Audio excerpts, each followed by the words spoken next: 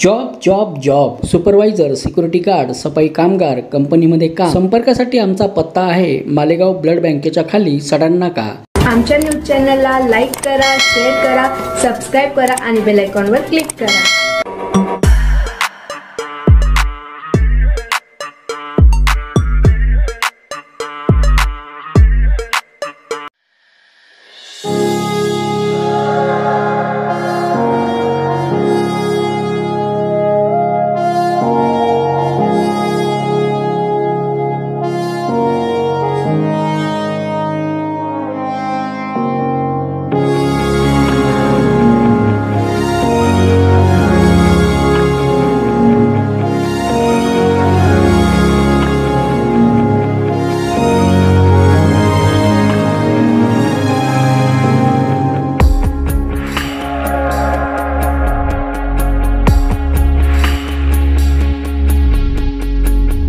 कहते थे लोग जो काबिल नहीं है तू, देंगे वही सलामियाँ.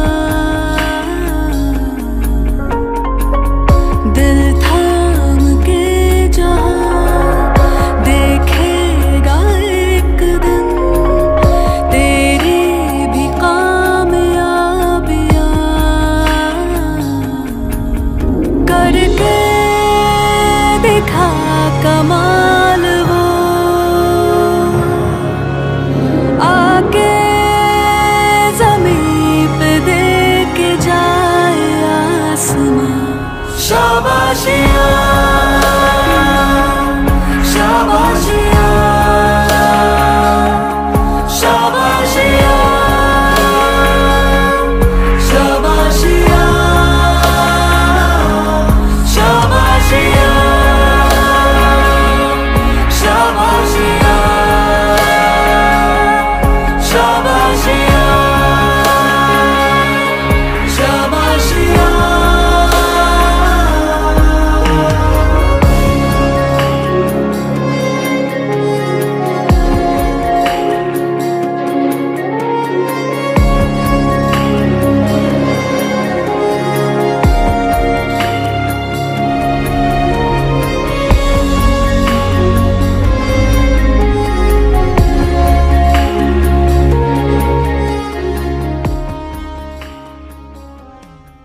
आता येतोय का? नाही येत आवाज?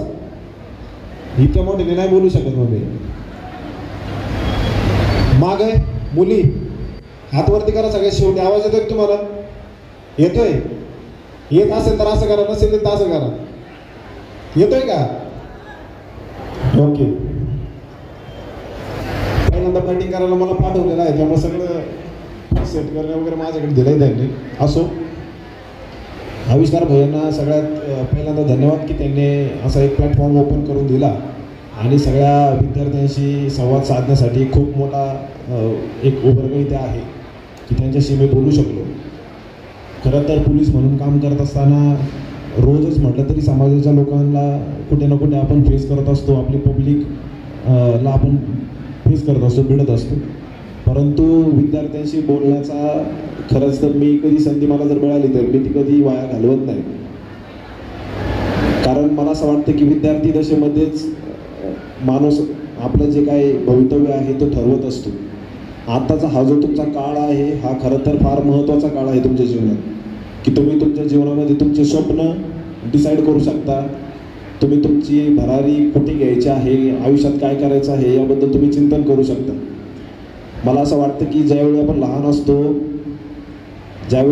असतो त्यावेळी आपल्याला कदाचित आपले विचार, आपली बॉडीची पूर्ण ग्रोथ झालेली नसते, आपला मेंदू लहान असतो, परंतु आपले विचार फार मोठे असतात. आपल्या स्वप्नांना कुठल्याही प्रकारचं लिमिट नसतं आणि अशी मोठे स्वप्न आपण लहानपणी पाहतो आणि ते खरंच सत्यात उतरतात. जर आपण छत्रपती शिवाजी महाराज पाहिलं तर त्यांनी 16व्या वर्षीच आपलं त्यांनी ध्येय घेतलं होतं की मला हिंदवी स्वराज्याची स्थापना करायची आहे. तुम्ही अब्दुल कलामांना विचार कराल तर त्यांना लहानपणी कधीतरी वाटलं की मी या हवेमध्ये जे विमान उडत आहेत त्याचा मी कधीतरी पायलट बनेन. सचिन तेंडुलकर वयाच्या 16व्या वर्षी इंटरनॅशनल क्रिकेटमध्ये उतरला होता. तर अशाच प्रकारे मी देखील ज्यावेळी इयत्ता 7वीमध्ये होतो त्यावेळी एक मूवी पाहिला होता मी. एक वॉन्टेड नावाचा मूवी आहे, तुम्ही बघितला का मुलांनी? तो वॉन्टेड मूवी कोणी कोणी बघितला? वॉन्टेड मूवी सलमान खानचा एक वॉन्टेड मूवी होता, 2009 साली रिलीज झाला. आणि त्या काळी असं होतं की मला पण असं वाटायचं की काय करायला पाहिजे आपण आपल्या आयुष्यामध्ये. आणि 2007वीमध्ये 2009ला जेव्हा तो मूवी पाहिला तर त्याच्यामध्ये सलमान खानचं कॅरेक्टर IPS म्हणून दाखवलेलं आहे. आणि मला ते इतकं भावलं, मला असं मनातून वाटलं की आपण पण याच्यासारखं काहीतरी करायला पाहिजे आयुष्यामध्ये. आणि त्याच्यानंतर सबसिक्वेंटली असं होत गेलं की आमच्या जिल्ह्यामध्ये विश्वास नांगरे पाटील सर SP राहून गेलेले होते. त्याच्यानंतर कृष्णप्रकाश सर SP म्हणून आले आणि त्यांचा फार मोठा पगडा माझ्या जीवनावरती पडला. आणि मलाही असं वाटायला लागलं की आपण पण यांच्यासारखंच आयुष्यात काहीतरी करू शकतो. त्याच्यानंतर मी माझी 10th माझ्या अहिल्यानगरमधील ज्ञान सरिता विद्यालय वडगाव आहे तिथून केली. आणि त्याच्यानंतर पुण्याला इंजिनिअरिंगला गेलो. तसं बघायला गेलं तर UPSCचं गायडन्स पुण्यामध्ये त्यावेळी अवेलेबल होतं, परंतु आजूबाजूला कुठलाही विद्यार्थी माझा पास झालेला नव्हता. माझे टीचर्स मला जे शिकवायचे ते अनफॉर्च्युनेटली त्या एक्झाममध्ये पास झालेले नव्हते. आणि तरी पण व्यवस्थित मेहनत घेऊन शिक्षकांच्या मार्गदर्शनाखाली अभ्यास करून मी UPSCची एक्झाम 2020 साली एक्झाम दिली आणि 2021 साली क्वालिफाय झालो.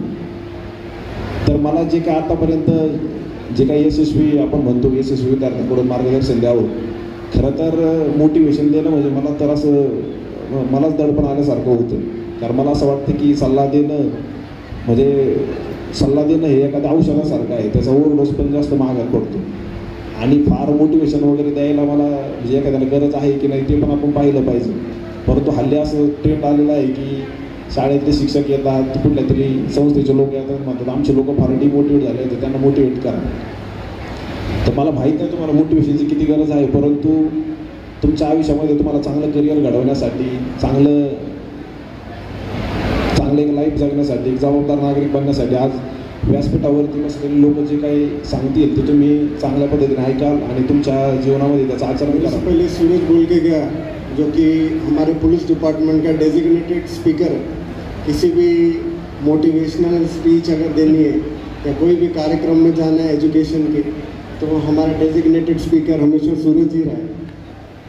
ये एक कारण ऐसा है कि he is a new recruit 2021 batch से वो IPS बन के UPSC की पूरी परीक्षा पास करके, और उसका जो पूरा स्ट्रगल रहा है, इट हैज़ एक छोटे से गांव से निकल के पढ़ाई करके फर्स्ट अटेम्प्ट में अपना UPSC करना, ये बहुत ही बड़ी चीज़ है. इसके लिए मैं चाहता हूँ कि आप प्लीज़ उसका एक बार तालियां मार के अभिनंदन करें. आज का ये प्रोग्राम आप लोगों की अचीवमेंट के लिए रखा गया है. आई एम प्रिटी श्योर कि सब में आप में से दिन रात पढ़ के किसी ने 90% लिए, किसी ने 95% लिए, किसी ने 100% लिए होंगे. आज यहाँ पे टॉपर कौन है? कौन 99%?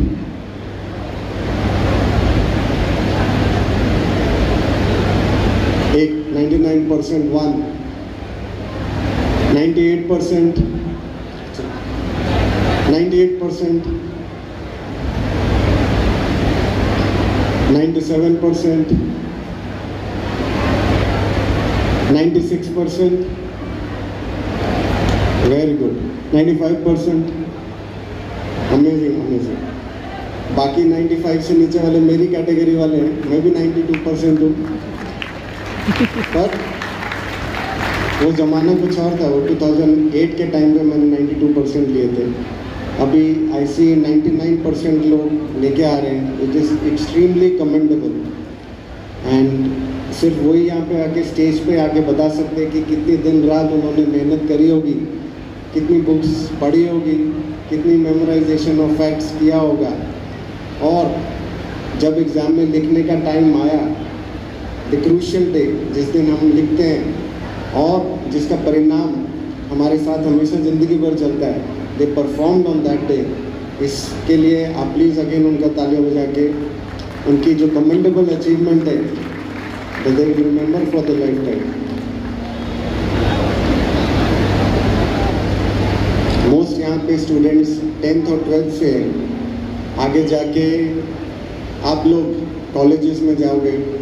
हो सकता है मालेगांव छोड़ के बड़ी सिटीज़ में जाना पड़े, जैसे कि पुणे, बॉम्बे, दिल्ली. ये एक ऐसा रूट है जो कि मैंने भी खुद अपनाया था। मेरा लुधियाना में पहला शिक्षण हुआ, लुधियाना के बाद में हायर स्टडीज़ का कोई स्कोप नहीं था इतना, तो मेरे घर वालों ने मुझे चंडीगढ़ भेजा। और चंडीगढ़ के बाद में जब मेरा IIT में सिलेक्शन हुआ तो मैं पहली बार दिल्ली में गया। और जो कि चेंज हमको दिल्ली में जाके अपने शहर से दिखता है, वो एक टर्बुलेंट टाइम होता है, टर्बुलेंट एंड टेस्टिंग टाइम।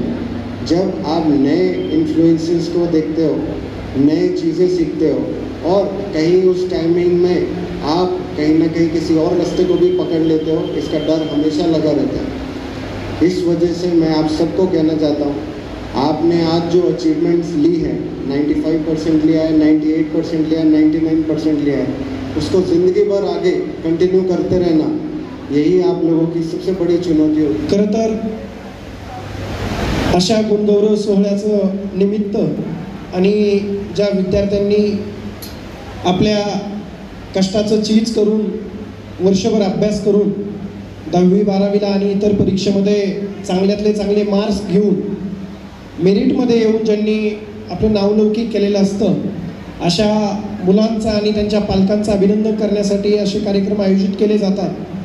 परंतु आम्ही बऱ्याच कार्यक्रमाला ज्यावेळेस उपस्थित राहतो त्यावेळेस तिथली संख्या आणि इतर उपस्थित असणाऱ्या संख्येमध्ये खूप मोठा फरक आहे. विशेषतः म्हणजे मुली आणि महिलांचं प्रमाण खूप जास्त प्रमाणात इथं आहे. यावरून असं लक्षात येतं आहे की मालेगाव साईडला मुली जास्त प्रमाणात शिकत आहेत किंवा जास्त प्रमाणात मार्क्स घेत आहेत, ही अभिमानाची बाब आहे. खरं तर आपल्यापैकी काही जण मला ओळखत असतील, काही जण ऐकून असतील किंवा माझा परिचय सांगायचं म्हटलं तर मी संतोष खाडे, सध्या प्रोफेशनल DYSP म्हणून अहिल्यानगर येथे कार्यरत आहे. माझं मूळ जन्मगाव हे बीड जिल्ह्यातील पाटोदा तालुक्यातील सावरगाव घाट. आत्ताच परिचय करून देताना ज्या पद्धतीने सांगितलं की बीड जिल्ह्यामध्ये आपल्या भरपूर जणांना कल्पना असेल की बीड जिल्ह्यामध्ये 60 ते 70% जे शेतकरी आहेत ते सर्वजण 6 महिन्यासाठी ऊसतोडीसाठी जातात. ऊसतोड कामगाराचा जिल्हा म्हणून बीड जिल्हा ओळखला जातो. तर तशाच एका कुटुंबात माझा जन्म झाला. आईवडील घरची शेती आणि परिस्थिती हालाकीची असल्यामुळं आईवडील ऊसतोडणीसाठी जायचे आणि त्यामुळं ऑक्टोबरपासून ते मार्च एप्रिलपर्यंत जसे बिना आईबापाची मुलं म्हणतात तसं आम्ही गावाकडे राहायचो.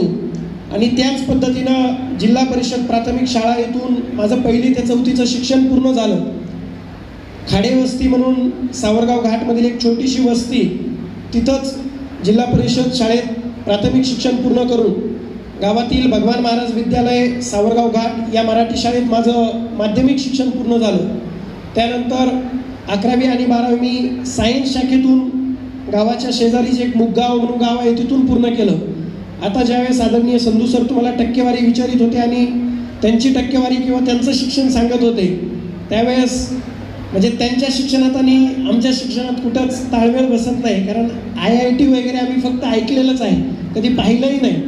त्यामुळं मराठी शाळेत शिक्षण पूर्ण करून ज्यावेळेस 12वी झाली, आज तुमच्यापैकी बरेच जण विद्यार्थी या उंबरठ्यावर आलेले असतील, या निर्णयावर आलेले असतील की 10वी 12वी झाल्यानंतर आपल्या पुढे प्रश्न उभा राहतो की आता आपण कुठल्या क्षेत्रामध्ये करिअर केलं पाहिजे, आता आपण नेमकं काय करून कुठली पदवी मिळवली पाहिजे, कुठलं नोकरी मिळवली पाहिजे, कुठला जॉब मिळवला पाहिजे. असाच मी तुमच्यासारखा 12वी झाल्यानंतर माझ्याही मनामध्ये प्रश्न होता की आपण नेमकं काय केलं पाहिजे. आणि मग मी सगळे ऑप्शन ज्यावेळेस शोधत होतो, मी विचार केला, म्हटलं डॉक्टर होऊ शकतो, इंजिनियर होऊ शकतो, डिप्लोमा करू शकतो, इतर वेगवेगळ्या क्षेत्रातही जाऊ शकतो. कारण जास्त खूप हुशार नव्हतो, पण एक ॲव्हरेज आणि अभ्यास आणि कष्ट करण्याची ताकद होती, तेवढी जिद्द होती. त्यामुळं एक मनामध्ये विश्वास होता की आपण कुठल्याही क्षेत्रामध्ये जाऊन आपलं करिअर करू शकतो. पण कुठल्याही क्षेत्रामध्ये जायचं म्हटलं की आर्थिक ताळेबंद सुद्धा बांधावा लागतो. सध्या मोठेगावकर सर इथं उपस्थित आहेत, त्यांना माहिती आहे जर डॉक्टर इंजिनियर व्हायचं म्हटलं तर किती खर्च येतो. आणि मग त्यावेळेस मी विचार केला की आई वडील ऊस तोडायला जात आहेत, 6 महिने ऊस तोडल्यानंतर कुठेतरी 60-70-80 हजार रुपये त्यांना भेटत आहेत. आणि जर आपण त्यांच्या ऊस तोडण्याच्या पैशावर जर आपण शिकायचं म्हटलं तर ते आपल्याला बाकी कोर्सेस आपल्याला शक्य होणार नाही. आणि बऱ्याच वेळा आपले स्वप्न खूप असतात, आपले टार्गेट ध्येय खूप असतात, परंतु मनामध्ये एक विचार आला की आपण जर एखाद्या कोर्समध्ये 5, 6, 7, 8 वर्ष जर घालत बसलो तर आपले आज आई वडील ऊस तोडायला जात आहेत, आज जनावरासारखं जगणं जगतायत, आज ऊसतोडीचं काम म्हणजे जसे 2 बैल राबतात तसे आई वडील राबतायत. आणि जर आपण याच्यामध्ये जर वेळ घालत बसलो आणि पैसा खर्च करत बसलो तर आपल्या आई वडिलांना आयुष्यभर असंच ऊस तोडत राहावं लागेल आणि जनावरासारखं जगावं लागेल. मग माझ्या डोक्यामध्ये विचार आला की स्पर्धा परीक्षासारखे एक क्षेत्र आहे, त्या क्षेत्रामध्ये कुठलाही आर्थिक खर्च लागत नाही, कुठलाही विशेष अभ्यास लागत नाही. एक सर्वसाधारण कुटुंबातला किंवा सर्वसाधारण नॉलेज असणारा अभ्यास असणारा मुलगाही सिलेबस आणि मागील आयोगाच्या प्रश्नपत्रिका जर व्यवस्थित केल्या तर पास होऊ शकतो आणि चांगलं क्लास 1 पद मिळवू शकतो. हे मला जाणवल्यानंतर मी डिसिजन घेतला की आपण जरी सायन्स केलं असेल तरी BA ला ॲडमिशन घ्यायचं आणि स्पर्धा परीक्षेचा अभ्यास सुरू करायचा. मग मी आर्ट्सला ॲडमिशन घेतलं आणि अहिल्यानगरला अभ्यासाला सुरुवात केली. पहिले 6 महिने मी तिथं अभ्यास केला, परंतु तिथं पोलीस भरतीचं जास्त वातावरण होतं आणि मग ठरवलं की पुण्यासारख्या ठिकाणी स्पर्धा परीक्षांचं चांगलं वातावरण आहे. मग मी पुण्याला गेलो. पुण्याला गेल्यानंतर आपल्यापैकी बऱ्याच जणांना माहिती आहे तिथे खूप क्लासेस आहेत, खूप साऱ्या सुविधा आहेत, परंतु मी पूर्वीच सांगितल्याप्रमाणे कुठलेही क्लास लावू शकत नव्हतो. मग ठरवलं की जी MPSC आहे, जो आयोग आहे, त्या आयोगाचा सिलेबस, मागील प्रश्नपत्रिका, चांगल्यातल्या चांगले रेफरन्स बुक, चांगल्यातल्या चांगल्या टेस्ट सिरीज सोडून आपण स्वतः अभ्यास करायचा आणि परीक्षा द्यायची. मित्रांनो, अभ्यासाला सुरुवात केली, परंतु मी तुम्हाला हे सगळं का सांगतो याचं शेवटी मी थोडक्यात तुम्हाला सार सांगेन. पुण्यासारख्या ठिकाणी गेल्यानंतर पुण्यासारख्या ठिकाणी झगमगाट आहे, सिनेमागृह आहेत, कॉफी शॉप आहेत, मित्र मैत्रिणी सगळं काही आहे. मीही 4-5 महिने त्याच्यामध्ये वाहत गेलो आणि आपण गावाकडची पार्श्वभूमी किंवा आपले आई वडील काय करतात बऱ्याच वेळा विसरतो. तुमच्यापैकी आता बरेच जण काही शहरात गेल्यानंतर ते तुम्हाला जाणवेल. तिथं गेल्यानंतर नवीन मित्र भेटतात, मैत्रिणी भेटतात, पैसेवाले भेटतात, सगळ्या सुखसुविधा व्यवस्थित असणारे भेटतात. आणि माझंही तसंच काहीतरी झालं. पहिले 5-6 महिने माझे टाइमपासमध्ये गेले आणि मग कुठेतरी माझ्या लक्षात यायला लागलं की आपला वेळ मित्रांसोबत चहा पिण्यात जातोय, मित्रमैत्रिणींसोबत गप्पा मारण्यात जातोय, आपण ज्या गोष्टीसाठी इथं आलोय ते कुठंतरी आपण डायव्हर्ट होतोय. आणि मग ज्या वेळेस लक्षात आलं त्यावेळेस ठरवलं की हा मोबाईल बाजूला ठेवायचा पहिला. कारण माझं एक मानस आहे, आत्ता बऱ्याच वेळा गुगल असेल किंवा यूट्यूबवरून चांगलेही साधनं भेटतात, परंतु मला असं जाणवलं की जर चांगले रेफरन्स बुक आपल्याकडे असतील तर मोबाईलचा वापर आपण कमीत कमी करायचा आणि चांगल्या कामासाठी करायचा. मोबाईल बाजूला ठेवला. चांगलेच मित्र, जसं सुरज सरांनी, गुजरात सरांनी सांगितलं की चांगले मित्र बनवा, चांगलेच मित्र आणि कामाचेच मित्र आयुष्यात ठेवले. मित्रांमध्ये आम्ही एक 2-3 एक कॉन्ट्रॅक्ट सारखं एक करून घेतलं की आपण फक्त अभ्यासासाठी बोलायचं आणि अभ्यासासाठी सोबत यायचं.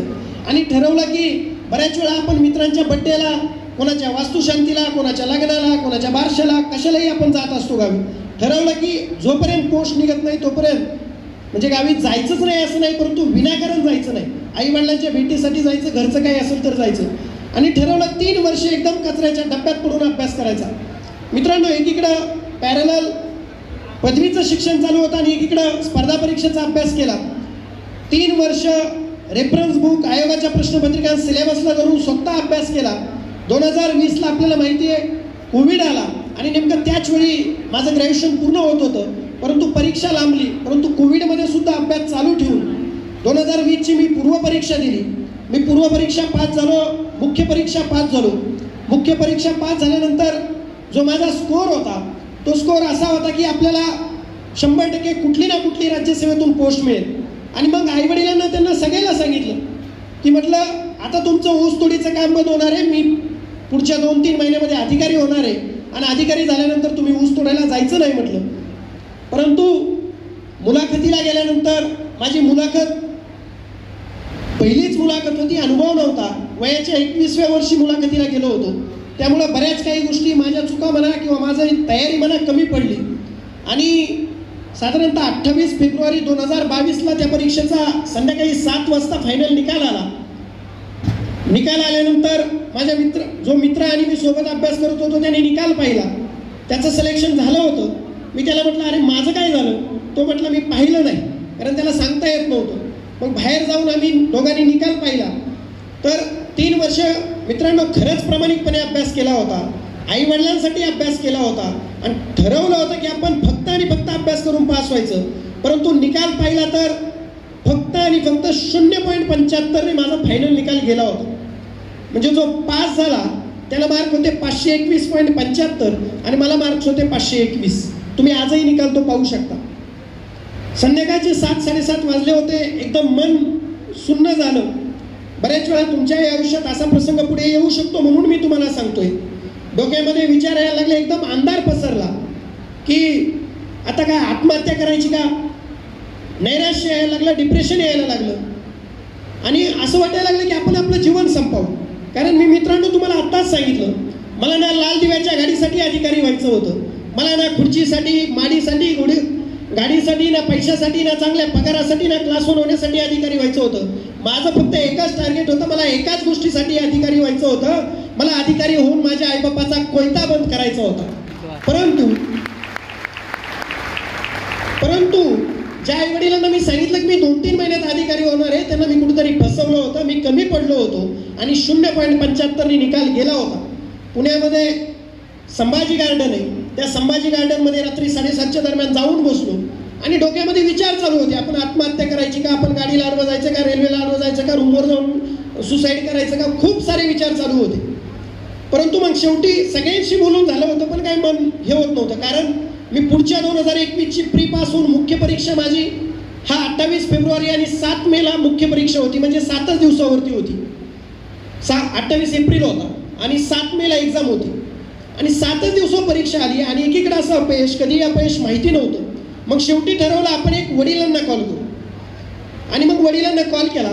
त्यावेळेस वडील सोलापूर जिल्ह्यातील अकलूज तालुक्यात माळीनगर म्हणून कारखाना आहे, त्या कारखान्याच्या ठिकाणी ऊस तोडीला गेलेले होते आणि त्यांना कॉल केला आणि म्हटलं, मी वडिलांना बाप्पू म्हणतो, म्हणलं बाप्पू मी तुम्हाला एक स्वप्न दाखवलं होतं की मी अधिकारी होणार आहे आणि तुमचा ऊस तोडायचा बंद होणार आहे, परंतु मला माफ करा, माझ्या परीक्षेचा निकाल आला आहे आणि मी त्याच्यामध्ये अधिकारी होऊ शकत नाही, माझा निकाल गेलेला आहे. मित्रांनो हे का सांगतोय, मला असं वाटलं माझा ऊस तोड्या अडाणी बाप, एका पायानं अपंग असणारा बाप सांगेल, मला ओरडेल, मला शिव्या घालेल की मला सांगेल आम्ही तुझ्यासाठी ऊस तोडतोय आणि तू खुशाल सांगतोय मी चूक केली आणि माझा निकाल गेलाय. परंतु मित्रांनो पालक कसा असावा, त्या माझ्या ऊस तोड्या अडाणी बापाने मला सांगितलं. ते मला प्रेमानं भावड्या म्हणतात. ते मला म्हटले, भावड्या आम्ही आमच्या आयुष्यामध्ये 30-35 वर्ष ऊस तोडलाय, अजून तुझ्यासाठी 5 वर्ष ऊस तोडू, पण तुला यायचंय तर लाल दिव्याच्या गाडीतच यायचं. हे सांगायचं कारण हे होतं की जर माझा ऊस तोड्या बाप पालक माझ्या सोबत माझ्या पाठीमागे एवढा खंबीरपणे उभा राहू शकतो, तर आज इथं जमलेल्या पालकांनी याच्यातून काय बोध घ्यायला पाहिजे हे मला सांगायचं होतं. त्यानंतर मला त्या क्षणाला वाटलं, आपल्याला जगवणारा, घडवणारा, बनवणारा, वाढवणारा आणि शिकवणारा आपला बाप जर आपल्याला सांगतोय तुला लाल दिव्याच्या गाडीत यायचंय, तर आता अजिबात नैराश्य नाही, आता अजिबात सुसाईड नाही आणि डोक्यामध्ये कुठलेही निगेटिव्ह विचार नाही. कामाला लागायचं, सुधारणा करायची आणि आपल्यामध्ये सुधारणा करून सामोरे जायचं. 7, 8, 9 मे 2022ला मुख्य परीक्षा दिली. त्यानंतर 4 जानेवारीला माझा मुलाखत होती. मुलाखतीमध्ये आणि यावेळी मी पूर्ण माझ्यामध्ये सुधारणा केल्या होत्या, ज्या आपल्या चुका असतात त्या ॲक्सेप्ट करून त्याच्यामध्ये सुधारणा करून सामोरे गेलो. मुलाखत चांगली गेली. संध्याकाळी 6-6:30 वाजता यशोदाच्या बाहेर आल्यानंतर डोक्यामध्ये विचार आला की आपण आता उद्या DYSP होऊ, डेप्युटी कलेक्टर होऊ, भविष्यात जाऊन IPS IAS होऊ, परंतु आपल्याला जगवणारे, घडवणारे, बनवणारे, आपल्याला शिकवणारे आपले आईवडीलच जर उद्या जर नसतील हे सगळं पाहायला तर करायचं का. त्या दिवशी माझ्याकडे कुठलंही पद नव्हतं, परंतु ठरवलं की आजच्या आज आपण आईवडिलांचा कोयता बंद करायचा. सरळ बॅग उचलली आणि कारखान्यावरती गेलो. मुकदमाला सांगितलं की माझ्या आईवडिलांना ऊस तोडायला इथे ठेवायचं नाही, कारण माझ्या आईचा पाय फ्रॅक्चर झालाय. तो म्हटला तुमच्या वडिलांकडे 1.5 लाख उचल आहे, ती उचल तुम्ही अगोदर द्या आणि मग त्यांना घेऊन जाऊ शकता. मित्रांनो त्यावेळेस 1,500 खिशात असण्याची ऐपत नव्हती, परंतु माझ्या मित्रांनी जसं गुंगा सरांनी सांगितलं चांगले मित्र कमवा, तसे काही चांगले मित्र कमवले होते. त्या मित्रांनी 10,000 20,000 जमा करून ते 1.5 लाख जमा केले आणि त्या मुकदमाचे देऊन त्या दिवशी हातामध्ये कोयता घेऊन कोयत्याने त्या वडिलांची कोप मोडून त्यांना पिकअपमध्ये बसून घरी पाठवलं. खरं सांगू का मित्रांनो, मी DYSP झाल्यानंतर सुद्धा मला जेवढा आनंद झाला नसेल ना, तेवढा आनंद मला त्या दिवशी मी माझ्या आईबापाचा कोयता बंद केला त्या दिवशी तेवढा आनंद झाला. गौरव सोहळ्यासाठी आलेले माझे विद्यार्थी मित्र, आणि त्यांचे पालक, इथे उपस्थित माझ्या भगिनी, सगळ्यांचं एकदा स्वागत करून मी आविष्कार आणि आदरणीय दादाजी भुसे साहेब यांना धन्यवाद देतो की त्यांनी मला हा मौका दिला की मी इथे आपल्या भागातल्या मुलांशी संवाद साधू शकतो. खरं तर संतोषच्या बोलण्यानंतर मला बोलण्यासारखं काही राहिलं नाही, कारण की त्यांनी खूप आत्मीयतेने सगळ्या गोष्टी सांगितल्या. किती स्ट्रगलमधून तो बाहेर आला आणि किती स्ट्रगलमधून त्याच्या आईवडिलांच्या दुःखाकडे बघून तीच त्याची स्वयंप्रेरणा होती आणि त्या प्रेरणेने तो पुढे गेला. अशीच आमची सगळ्यांची छोटी छोटी स्टोरी आहे. कुणाचाही स्ट्रगल छोटा मोठा नसतो, पण आपण संतोषकडे बघितल्यावर मग आपल्याला वाटतं तर आपण तर खूप काही करू शकतो. जर तो एवढा अचीव्ह करू शकतो तर आपण का नाही करू शकत. पण ज्या तन्मयतेने, ज्या इमोशन्सने ते सांगितलं, तुम्हाला सगळ्यांना हे कळलं असेल. खरं तर CBI मध्ये असल्यामुळे आम्ही पॉलिटिकल किंवा कुठल्या फंक्शनमध्ये जाण्यावर आम्हाला मज्जा असतो, पण तरी पण आदरणीय भुसे साहेबांनी सांगितल्यानंतर परमिशन घेऊन या कार्यक्रमासाठी आलो, कारण आपल्या भागातल्या मुलांशी मला बोलायचं. जसं संतोषचा एवढा स्ट्रगल होता, जसा सूरजचा स्ट्रगल आहे, जसं सगळ्यांचा स्ट्रगल आहे, आमचा पण छोटा मोठा स्ट्रगल आहे. स्ट्रगलचं उदात्तीकरण करण्याचा हेतू नाही आहे, फक्त आत्ताच्या पिढीला सांगायची गोष्ट आहे की बाबांनो, तुम्ही खूप चांगल्या परिस्थितीत आहे, तुम्ही पण खूप काही बनू शकता. हा आत्ताचा वेळ फार महत्त्वाचा आहे. तुम्ही आता 10वी 12वी चांगले मार्क्स मिळाले, पण याच्या पुढे पण खूप मोठा गड सर करायचा आहे. 10वी आणि 12वी हा एक दरवाजा आहे. त्यानंतर आपल्याला सगळ्या वाटा खुल्या होतात. तुम्ही डॉक्टर बनू शकता, तुम्ही इंजिनियर बनू शकता, तुम्ही शिक्षक बनू शकता, तुम्ही सिव्हिल सर्व्हिसेस देऊन IAS IPS बनू शकता, तुम्ही उद्योजक बनू शकता. तुम्ही कुठली जी तुम्हाला बनायची संधी आहे ती सगळी तुम्हाला ह्या वर्षानंतर भेटते. त्यामुळे हे वर्ष फार अमूल्य आहे. मला वाटलं की मी टाकळी गावात राहून 3 किलोमीटर पायी चालून जर मी जिल्हा परिषदेच्या शाळेत शिकून पण मी IPS होऊ शकतो, तर तुमच्यामधले इथे बसलेले पण तुम्ही doctor, engineer, IPS IAS DYSP deputy collector जरूर बनू शकता. आणि तुमच्यामध्ये ही सगळी कॅपॅसिटी आहे, तुम्ही नक्की बनू शकता. जसं संतोषने सांगितलं तसंच माझ्या आईवडिलांची याच्या मागे फार मोठी पुण्याई आहे. माझ्या आईने जरी वडील शिक्षक असले, प्राथमिक शिक्षक असले, तरी घरात कधी पगार आला नाही, कारण कर्जाचा डोंगर आमच्यावर उभा होता. बहिणीच्या लग्नामध्ये कर्ज झालेलं होतं आणि कधीच पूर्ण 18 वर्ष कधी पगार आला नव्हता. परंतु आईने शिवणकाम करून शेतात राबून आईने आम्हाला सगळ्या 4 बहिणींना आणि मला डॉक्टर बनवलं. मी टाकळी गावातला डॉक्टर तुषार शेवाळे नंतर टाकळी गावात वाढलेला, टाकळी गावातून शिक्षण घेतलेला पहिला डॉक्टर झालो. आणि डॉक्टरच नाही तर पुढे मग नंतर IPSC UPSCची परीक्षा पण दिली. पण तुम्हाला सांगायचा उद्देश हाच की आजच्या माझ्या येण्याच्या मागे हा उद्देश होता की मी आपल्या भागातल्या मुलांना सांगू शकतो की तुम्ही पण बनू शकता. आपल्या भागातला पोरसले मी सांगस की बाबा, मी जर जिल्हा परिषदेची शाळामा जायसन, जर डॉक्टर बनू शकस, मी इंजिनियर बनू शकस, तर तुम्ही बी आपला सगळा पोरं डॉक्टर, इंजिनियर, IAS IPS बनू शकता. आपल्या मातीशी असलेली नाळ आपण कधी पण सोडायची नाही.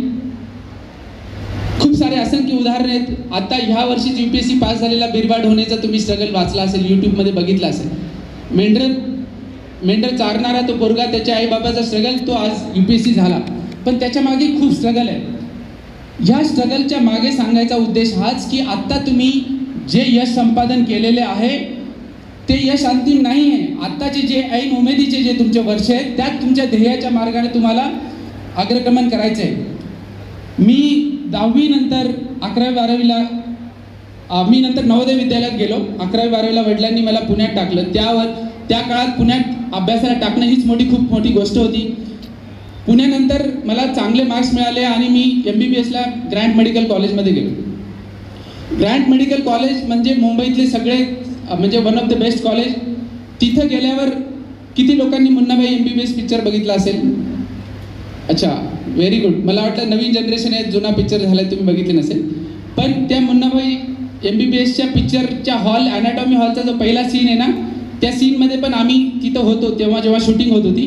पण सांगायचा उद्देश हा की जेव्हा आमचा MBBSचा पहिला दिवस तिथे होता तेव्हा सगळे सर आले, तसाच डीन आले, प्राचार्य आले, सगळे बाकी प्रोफेसर्स आले आणि मुंबईतल्या विद्यार्थ्यांनी इंग्रजीमधून त्या कार्यक्रमाची अँकरिंग केली. तिथल्या मुलांचं इंग्लिश फाडफाड बोलणं बघून, त्यांची सगळी स्टाईल बघून खूप मोठा आम्हाला न्यूनगंड तयार झाला की अरे, आपण टाकळी गावातून आलेले मुलं, जरी मी नवोदयला शिकलो असेल तरी मुंबईत माझा टिकाव लागणार नाही. इतक्या फाडफाड इंग्लिश बोलणाऱ्यांमध्ये, इतक्या सगळ्या याच्यांमध्ये आपण काय करू शकतो. पण नाही, तेव्हा असं मला वाटलं की आपला टिकाव लागणार नाही, 5-6 महिन्यात आपण घरी जातो का काय. परंतु जी आपल्या आईवडिलांनी जी शिकवण दिलेली होती की नाही, आपल्याला सक्सेस व्हायचं आहे, सगळं करायचं आहे, तर शिक्षण घेत राहिलो. जी आपल्याला अशी फिलिंग येते की आपण इथं टिकाव लागू शकणार नाही, पण बुद्धिमत्तेच्या जोरावर, चिकाटीच्या जोरावर, हार्डवर्कच्या जोरावर आपण पुढे जाऊ शकतो.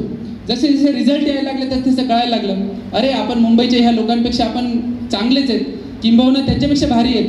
त्यामुळे फाडफाड इंग्लिश बोलणं किंवा तुमच्या अभ्यासाचा काही एक नसतो. आपण जर सिन्सिअरली अभ्यास केला तर आपण बनवू शकतो, जे पाहिजे ते बनवू शकतो. हे तुम्हाला सांगायचं याच्या मागचा उद्देश होता. डॉक्टर बाबासाहेब आंबेडकर म्हटले होते, शिक्षण हे वाघिणीचे दूध आहे. डॉक्टर आंबेडकरांचा स्ट्रगल जर तुम्ही बघितला तर तुम्हाला कळेल की ह्या माणसाने जे भारताला राज्यघटना दिली, किती मोठा स्ट्रगल त्याने केला. पण शिक्षणाचं महत्त्व त्यांना माहीत होतं. शिक्षण वाघिणीचे दूध आहे. शिक्षणाशिवाय कोणी जन्माने मोठा होत नसतो, शिक्षणाने मोठा होत असतो, हे त्यांना माहीत होतं. पुस्तकं वाचण्यात त्यांनी दिवस रात्र घालवले, भारताची राज्यघटना लिहिली. त्यावेळी त्यांनी मला खूप प्रेम दिलं. आज त्यांच्यासोबत हा माझा 3रा कार्यक्रम आहे. एका कमिटीचा अध्यक्ष पण त्यांनी मला नेमलेलं होतं. आमसभा भावी का नाही भावी याविषयी महाराष्ट्राच्या पातळीवरची कमिटी नेमलेली होती. त्यात आमदार साहेबांनी मला अध्यक्ष केलेलं होतं आणि मी जो रिपोर्ट सबमिट केला होता त्याला मान्यता पण त्यांनी कॅबिनेटमध्ये दिलेली होती. ही आमची जुनी सहवास आणि मैत्रीचा भाग मी आपल्याशी शेअर केला. मी आपल्याशी शेअर करत होतो की सुजित कुट्टन नावाचा मुलगा धावण्याच्या स्पर्धेमध्ये चेन्नईमध्ये धावत होता आणि त्याचे वडील हार्ट अटॅकनं ICUमध्ये होते. सुजित कुट्टन पहिला आला, त्याच्या हातामध्ये ते गोल्ड मेडल मिळालं, टाळ्यांचा कडकडाट त्याच्यासाठी होता. पण ज्या क्षणाला तो पुरस्कार त्याला मिळाला त्याच वेळेला त्याचे वडील ICUमध्ये त्यांनी शेवटचा श्वास घेतला होता. चेन्नईमध्ये पालकत्वावर जवळजवळ त्यानंतर शेकडो परिसंवाद झाले की सुजित कुट्टननं त्यावेळेला कुठं असायला पाहिजे. त्यानं सुजित कुट्टननं आईवडिलांच्या सोबत शेवटचा श्वास घेत असताना त्यांच्यासोबत असायला हवं होतं की मैदानावर असायला हवं होतं. जे एका स्पर्धेच्या युगाविषयी आम्ही बोलतो आहोत, ती स्पर्धा कोणती असते.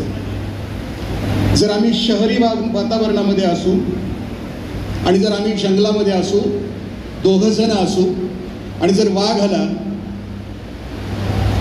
आणि जर विचारलं त्या दोघांपैकी वाघ आल्यानंतर तुम्ही काय कराल, त्यातला पहिला म्हटला मी पळेल. अरे तो वाघ आहे, तो म्हटला मी माझ्या दुसऱ्या मित्रापेक्षा जोरात पळेल, एकदा त्याला खाल्लं की मी सुटून जाईल. हाच प्रश्न आदिवासी दोघांना विचारला की बाळानो, तुम्ही जंगलात फिरता, 2 जण आहात आणि वाघ आला तर तुम्ही काय कराल. ते 2 जण असं म्हटले की आम्ही 2 मिळून त्या वाघाला मारण्याचा प्रयत्न करू. आमच्यामध्ये स्पर्धा जिंकण्याची नाही आहे, जगण्याची स्पर्धा. आपल्याला त्या स्पर्धेमध्ये माझ्या आईबाबांना आपल्याला द्यायचं. जनरेशन झेड विषयी आपण बोलतो आहोत, त्याच्याविषयी खूप चर्चा आहे आजूबाजूच्या ज्या घटना आहेत. जसं की मी मगाशी सांगितलं की आटपाडीतल्या 10वीच्या मुलीला मारलं.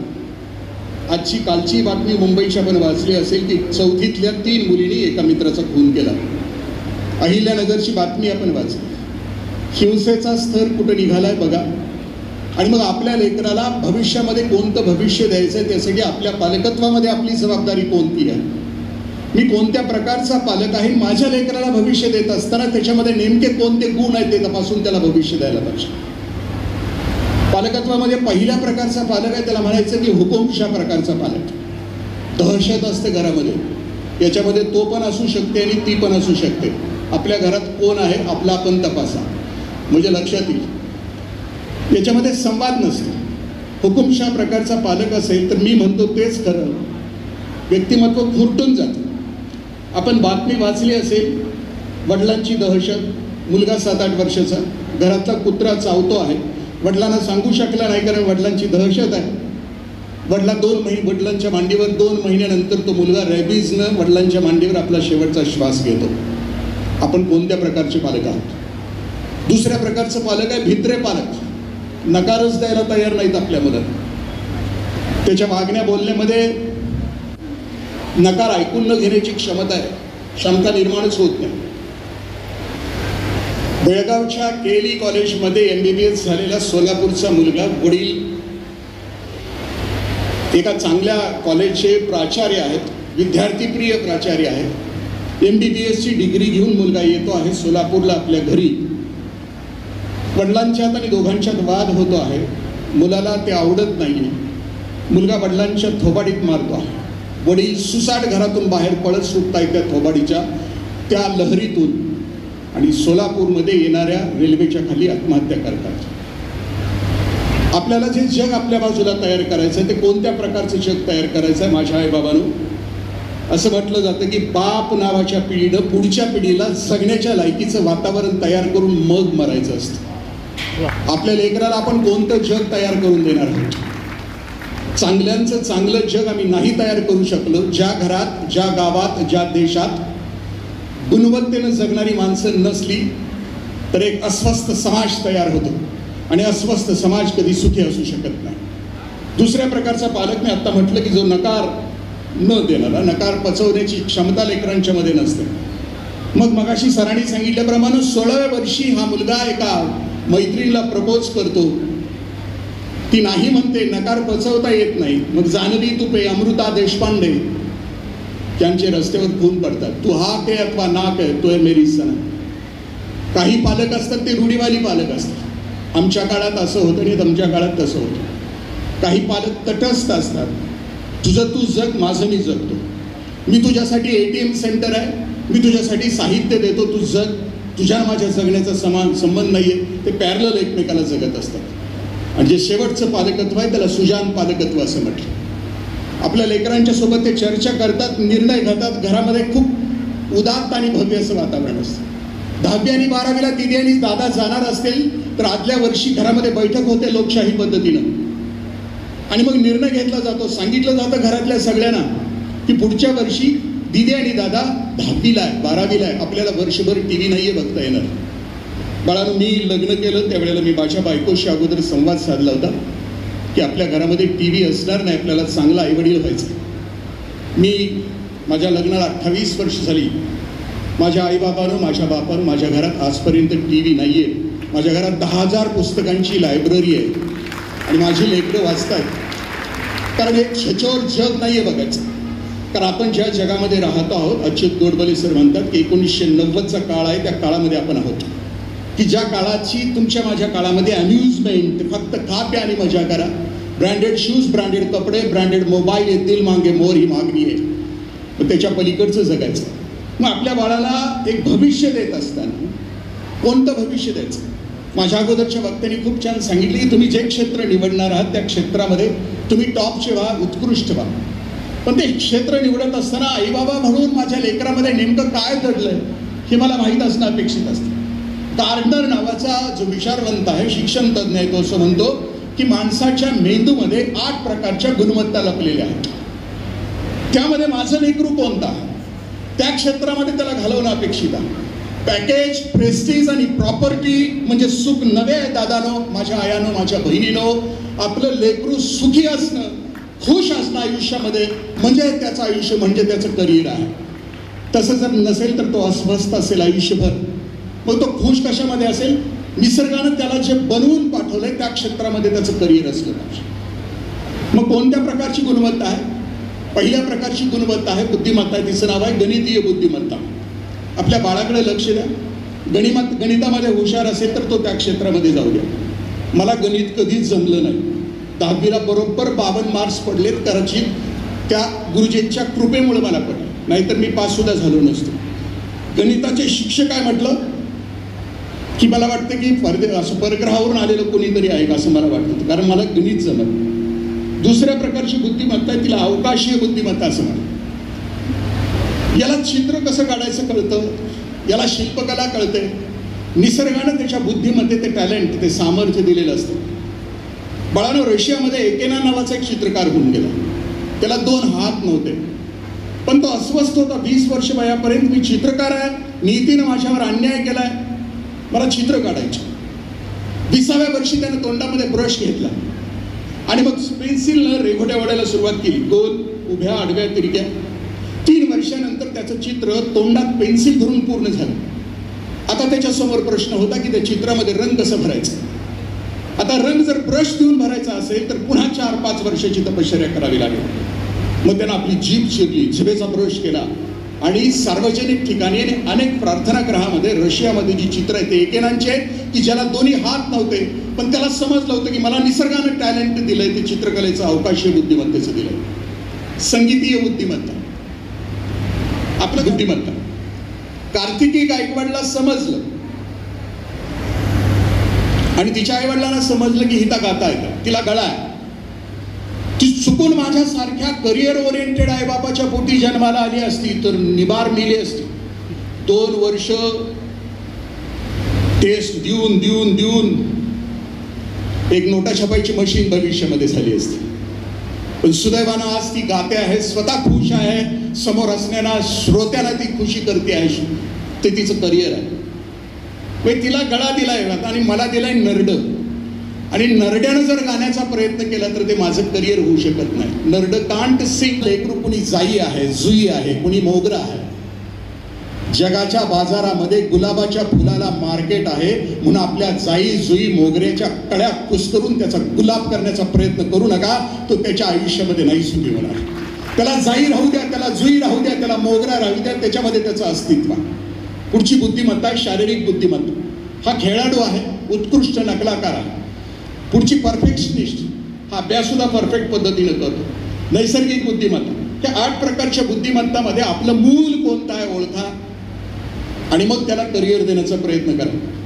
आमच्यासारखे मोटिवेशनल स्पीकर येतील, बोलतील, तुम्हाला वाटेल या क्षेत्रामध्ये जावं, खूप उशीर होता. म्हणून येते कारण आज 10वी आणि 12वीला इथं काही विद्यार्थी 99% आहेत, 98% आहेत, 95% मार्क्स आहेत. पेपरला मोठे मोठे लेख येतात की आजकाल पालक आपल्या अपेक्षेचं ओझं मुलांच्या डोक्यावर लादायला लागले. मला असं वाटतंय हे कधी कधी हे वाक्य वाचून पालक आपल्या मुलापासून दूर जायला लागले. मी जेव्हा पालकात संपर्कात येतो तेव्हा आजकाल पहिलेचे पालक, 2018च्या पूर्वीचे पालक आणि 2018च्या नंतरचे पालक खूप फरक पडत चालला आहे. जेव्हापासून व्हॉट्सअपचा खूप मोठा उपयोग व्हायला लागला तर मला वाटते सगळ्या इथं खूप साऱ्या ताई बसलेल्या आहेत. तर मला वाटते ज्या घरामध्ये आई स्ट्रॉंग आहे तेच आता सध्या घर आहे. आदरणीय संतोष खाडे सरांनी खूप चांगलं सांगितलं की ज्या घरामध्ये आई स्ट्रॉंग आहे तेच घर आहे. मी माझ्या ताईंना सांगू इच्छितो की हा जो आविष्कार भैयानी हा जो प्रोग्राम ठेवला, एवढे चांगले चांगले सगळ्यांना बोलवले, तुम्हाला एक प्रेरणा मिळावी, तुमच्यामध्ये कुठेतरी ऊर्जा लागावी. किती जरी मोठा जाळ लावायचा असेल, मोठ्या जाळाची गरज नसते. एक ठिणगी पडली आणि जीवनाला कलाटणी मिळाली, ते ठिणगी देण्याचं काम या माध्यमातून होणार आहे. मला एक आवर्जून तुम्हाला सांगावं असं वाटतंय. जे 10वीचे विद्यार्थी आहेत, मी त्यांना असं 10वी ज्यांना यश मिळालंय, 10वीच्या यशाला असं हुरळून न जाता आपल्या यशाची पहिली पायरी समजून आपण इथून पुढे खूप मेहनत केली पाहिजे. कारण जो मुलगा मी पाहतोय, जो मुलगा आपल्या आईवडिलांचं ऐकतो, आपल्या आईचं स्पेशल ऐकतो, त्याला जीवनात कधीच अपयश येत नाही. मी परत ती गोष्ट सांगतोय, काही करा. विद्यार्थ्यांना सांगू इच्छितोय की आई असं दैवत आहे ज्या माणसाचं ब्रेनचं मोजमाप करता आलं नाही. आईन्स्टाईन म्हणतोय की दिवसात एकदा तरी आईला मिठी मारली पाहिजे, आईचा हात डोक्यावर फिरून घेतला पाहिजे, आईवडिलांच्या पाया पडत असताना आपलं डोकं आईवडिलांच्या चरणावर ठेवायला पाहिजे. अशा लोकांना कधीच अपयश येत नाही. पण आजकाल मी नवीन पिढी बघतोय की आईवडिलांपेक्षा सुद्धा आपले फ्रेंड चांगले वाटतात. स्वामी विवेकानंद एकदम बदलते हो, असं का व्हायला लागतं याचा मी बारकाईने ज्यावेळेस अभ्यास केला तर सगळ्यात मोठं काय काम असं फ्रेंड सर्कल. तुम्ही माझ्या ताईंना सांगू इच्छितो, पालकांना सांगू इच्छितो, कृपा करून असं होऊ देऊ नका. कारण येणारी पिढी, आपलं भविष्य, आपली मुलं आहेत. एका ठराविक वयानंतर आपल्याला कोणी विचारत नाही की तुमच्याकडे किती पैसे, तुम्ही काय करता. एका ठराविक वयानंतर आपली ओळख म्हणजे आपली मुलं होतात. तर मला वाटतंय की या शुभ्र सांगू इच्छितोय की आपण आपली ओळख म्हणजे आपली मुलं जर निर्माण करायची असतील, जर आपल्या घरामध्ये छत्रपती शिवराय घडवायचे असतील तर आपल्याला, मी ताईंना सांगू इच्छितोय, आपल्याला आधुनिक जिजामाता व्हावंच लागेल. आधुनिक जिजामाता व्हावं लागेल म्हणजे काय करावं लागेल, तलवार घेऊन फिरायचं कसं आम्ही घरामध्ये नाही. आता 10वीपर्यंत यश खूप छान आहे. पण 11वीला हेच ज्या मुलीला 10वीला 99% मार्क आहेत ती मुलगी 12वीला नापास होते, 60% मार्क पडतात. या शुभप्रसंगी असं बोलायला नाही पाहिजे, पण जी विधारकता आहे ते मला तुम्हाला सांगावीशी वाटते. मग काय करायला पाहिजे, तर मला असं वाटतं आई वडिलांनी थोडं आपल्या पाल्याकडे बारकाईने लक्ष दिलं पाहिजे. मी म्हणणार नाही की तुम्ही त्याच्या प्रत्येक गोष्ट ढवळाढवळ करा, परंतु त्याला बघा ना, देव तर स्वतः पृथ्वी तलावर येऊ शकत नाही, परंतु आपल्या आई वडिलांच्या माध्यमातून देव या पृथ्वी तलावर आलेला असतो. आता इथं काही मुली बसलेत, काही मुलं बसलेत. आपली आई आपल्याला सांगत असते लहानपणी 8वी 9वीला असताना, 10वीला, दीदी ती मुलगी खूप वाईट आहे, तिच्या नादाला लागू नकोस. आपली आई सांगते, आपण नाही ग मम्मी असं नाही आहे, माझी ती मैत्रीण खूप चांगली आहे म्हणतो आपण, पण 5-6 महिन्यात आपल्याला कळतंय बाप रे बाप, मम्मी ती मुलगी खरंच खूप वाईट आहे. मला सांगा आईला कसं कळालं हे? तर मला वाटतं हे आपण समजून घ्या का देव पृथ्वी तलावर येऊ शकत नाही. तुम्ही जर, मी आता लातूरला खूप सारे विद्यार्थी मालेगावचे आहेत, मी खूप सारे विद्यार्थी बघत असतो. 500 किलो इथं जवळपास आहे, 800 किलोमीटर अंतर, 500-600 किलोमीटर अंतर आहे. इथून पालकांचे फोन येतात, इथून गावाकडनं मला सांगा लातूर तर 500 किलोमीटर आहे, तरी आई फक्त तुमच्या आवाजाने ओळखते की दीदी तू उठली नाहीस, तू आणखी ट्युशनला जायला नाही. ज्यांनी अतिशय कष्टपूर्वक यश संपादन केलेलं आहे ते सर्व गुणवंत विद्यार्थी बंधू भगिनी आणि पालक माता पितांनो, मला वाटतं की आलेल्या पाहुण्यांचं अतिशय जोरात टाळ्या वाजवून आपण या ठिकाणी स्वागत करूया. अरे मालेगावचे टाळ्या एवढ्या कमी,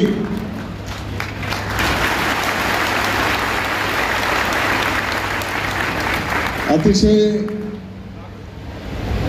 प्रत्येक जण त्यांच्या कामामध्ये व्यस्त असताना त्यांचा अतिशय मौल्यवान वेळ शेकडो किलोमीटर प्रवास करून खास तुम्हाला मार्गदर्शन करण्यासाठी हे सर्व पाहुणे आपल्याला या ठिकाणी लाभलेले आहेत. आणि म्हणून मालेगावच्या सर्व विद्यार्थ्यांच्या वतीने, पालकांच्या वतीने, नागरिकांच्या वतीने मी आपलं मालेगावला या ठिकाणी स्वागत करतो. आपलं सगळ्यांचं या ठिकाणी आभार व्यक्त करतो. मला माहिती आहे की इतक्या सुरेख मार्गदर्शन ऐकल्याच्या नंतर मी एवढा मोठा तर नाही की तुम्हाला आणखी काही वेगळं मार्गदर्शन केलं पाहिजे, परंतु माझं व्यक्तिगत मत असं आहे, वामनराव पै साहेबांचं वाक्य आहे, तूच आहेस तुझ्या जीवनाचा शिल्पकार. मला वाटतं की आपण प्रत्येकाने जे काही भविष्यामध्ये आपल्याला ध्येय गाठायचं आहे त्याची विचारपूर्वक निवड करा आणि ते ध्येय गाठेपर्यंत, आता मंचावरच्यांचा मार्ग याच माध्यमातून पुढे गेलेला आहे, ते ध्येय गाठेपर्यंत निष्काम ते ध्येय गाठेपर्यंत कष्ट तुम्हाला घ्यावे लागणार आहेत. अनेक अडीअडचणी येतील, अनेक चढ उतार येतील, परंतु या सर्व गोष्टींना तोंड देत आपल्याला पुढे मार्गक्रमण करायचं आहे. मला विश्वास आहे, माझा अनुभव आहे, मी अनेक लाखो लोक बघितलेले आहेत की निष्काम भावनेतून निष्ठेने जर त्यांनी परिश्रम केले तर देवाला सुद्धा आशीर्वाद द्यावे लागतात आणि यश तुम्हाला देवाला सुद्धा द्यावं लागतंय. आणि म्हणून तुम्ही सर्वजण या भावनेतून पुढे मार्गक्रमण करा. अर्थात आतापर्यंत तुम्ही अतिशय कष्टपूर्वक इथपर्यंत मार्गक्रमण केलेलं आहे आणि म्हणून तुमच्या भावी जीवनासाठी मी या ठिकाणी शुभेच्छा देतो. आजचा हा प्लॅटफॉर्म एक प्रतिष्ठेचा प्लॅटफॉर्म आहे आणि म्हणून मी काही याला वेगळं वळण देऊ इच्छित नाही. माझी आपल्याला विनंती, आव्हान असणार आहे, आपल्या काही चांगल्या सूचना शिक्षणाच्या संदर्भातल्या असतील तर निश्चितपणे आपण त्या करा. सकारात्मक सूचना विद्यार्थ्यांच्या भवितव्याच्या हितासाठी निश्चितपणे त्याचा आपण मार्गक्रमण करूया. साहेब, शिक्षण विभागाच्या माध्यमातून आनंददायी गुणवत्तापूर्ण शिक्षण हे विभागाचं ब्रीद आहे. गरीबातल्या गरीब विद्यार्थ्याला एक क्वालिटी एज्युकेशन मिळालं पाहिजे या भावनेतून विभाग काम करणार आहे आणि त्याच्यासोबतच शिक्षण भाकरीचं, शिक्षण राष्ट्रीयत्वाचं ही एक थीम घेऊन येणाऱ्या काळामध्ये शालेय शिक्षण विभाग कार्यरत होणार आहे की जेणेकरून तो विद्यार्थी त्याच्या भविष्याच्या जीवनामध्ये त्याच्या पायावर तो उभा राहू शकला पाहिजे. त्याला उद्याचा तो भारताचा नागरिक घडवण्याचं पुण्याचं काम आपल्या या विभागाच्या माध्यमातून प्रभावीपणे कसं करता येईल त्या दृष्टिकोनातून आपला विभाग त्या ठिकाणी काम करणार आहे. परत एकदा आपण इतक्या मोठ्या संख्येने आला, तुमचं सर्वांचं मी या ठिकाणी स्वागत करतो, तुम्हाला शुभेच्छा देतो आणि येणाऱ्या काळामध्ये शिक्षण विभागामध्ये तुम्हाला अपेक्षित असलेले बदल निश्चितपणे दिसतील हा विश्वास मी तुम्हाला या निमित्ताने देतो. मला वाटतं की ज्या कार्यकर्त्यांनी अतिशय प्रचंड मेहनत घेऊन या कार्यक्रमाचं सादरीकरण केलं त्या सर्वांच्यासाठी पण आपण टाळ्या वाजून त्याचे अभिनंदन करूया. ज्या विद्यार्थ्यांना या ठिकाणी काही बक्षीस पारितोषिक दिली जाणार असेल त्या सर्वांचं अभिनंदन. अपेक्षा हीच आहे की त्यांचं अनुकरण इतरांनी केलं पाहिजे आणि म्हणून त्यांचंही अभिनंदन. आणि आत्ताच तुम्ही जे काही सांगितलेलं आहे, जर आपण ध्येय निश्चिती केली आणि कोणतीच गोष्ट अशक्य नाही या भावनेतून जर आपण जीवन मार्गक्रमण केलं तर निश्चितपणे यश त्या ठिकाणी मिळणार आहे.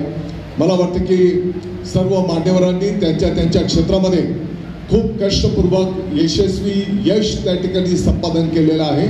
परत एकदा टाळ्या वाजून आपण त्यांचं स्वागत करूया, त्यांचा आभार व्यक्त करूया.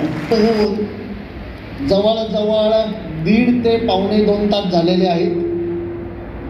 त्यामुळं माणसाची ग्रास्पिंग पॉवर ही 45 मिनिटात कमीत कमी असते, म्हणून तास हा 45 मिनिटाचा असतो. त्यामुळं आता कुठलाही म्हणजे अगदी प्राचार्य शिवाजीराव भोसलेंच्या लेवलचा वक्ता जरी इथं आला तरी कुणाच्याही मनामध्ये आता ऐकण्याची क्षमता राहिलेली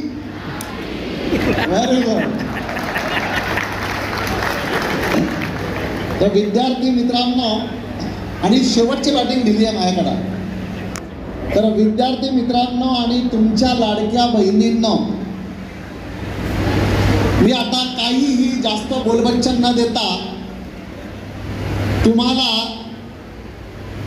जे उपयुक्त असे 2 फक्त एक्सपेरिमेंट स्टेजवर करून दाखवतो. सिग्मंड फ्राइड असा म्हणाला, बाह्य मनाने अंतर्मनाला, नीट ऐका, तुमच्या लाईफच्या संबंधित आहे. अमेरिकेतल्या जॅक कॅनफिल्डच्या वर्कशॉपमधले एक्सपेरिमेंट तुम्हाला करून दाखवतोय. ज्या वर्कशॉपची फी 2 लाख रुपये होती. सकाळ तिकीट लावून माझं वर्कशॉप लावता प्रत्येक माणसाला 1000 रुपये तिकीट असतं. पण आता वेळ कमी आहे म्हणून मी डायरेक्ट मेन मुद्द्याला हात घालतो की ज्या मुद्द्याला हात घातल्यानंतर तुमची स्मरणशक्ती वाढेल, बुद्धिमत्ता वाढेल, एकाग्रता वाढेल, भय कमी होईल, चंचलता दूर होईल आणि तुमच्या निकालामध्ये आमूलाग्र बदल घडेल आणि जीवन आनंदाने कसं जगायचं, विषम परिस्थितीत कसं वागायचं हे तुम्ही शिकू शकाल. अरे रेडी? भुसे साहेबांचे कार्यकर्ते इथं आहेत, सगळे एकदम उत्साही आणि प्रसन्न आहेत.